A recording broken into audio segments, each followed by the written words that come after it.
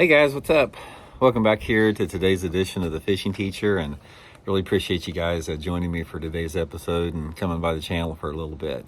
Guys, today I want to give you some tips and advice on fishing those tire reefs and those like the windbreaks you see out in front of marinas and in front of coves and boat docks.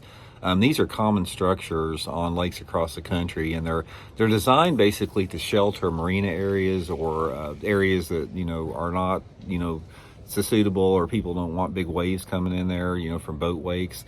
And these are great fish structures depending upon the time of the year. So what I want to do in the video today is sort of talk a little bit about when they work the best, under what conditions, and the type of techniques that I like to use for them, because it's a really good way to catch a lot of numbers of fish. I mean, when you get the right set of circumstances on these tire reefs and windbreaks, guys, you can catch 30, 40, 50 day easy on them. Not a lot of big fish, but just a lot of good solid 1.5 to 3 pound fish. So we'll get into that today.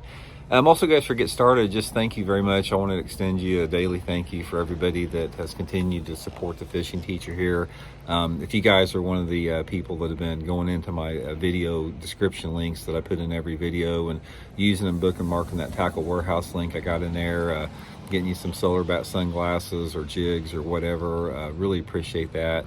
And also, guys, real quick, anyone interested in booking an on-the-water lesson with me, just go to my Facebook page, Randy Blaukat Professional Angler, and just shoot me a private message. So really appreciate that.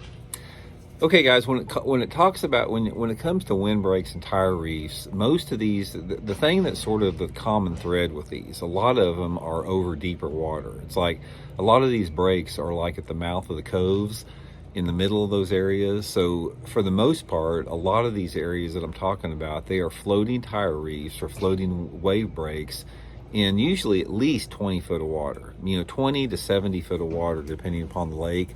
So when you're talking about fishing them, you're talking about fishing for suspended fish. 99% of the time on a wave break or a wind break, these fish are going to be suspended somewhere underneath that wave break. It depends on the water clarity and the time of year as far as how deep they suspend.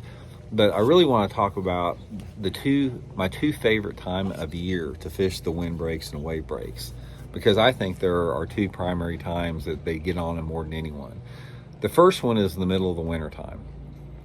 When you're talking about fishing in the wintertime, I have done pretty good fishing those wave breaks and wind breaks deeper if you have clear water, like with an Alabama rig or swim bait. And what I'll do is I'll cast them just down along the sides of those breaks there, and depending upon the water clarity, I may let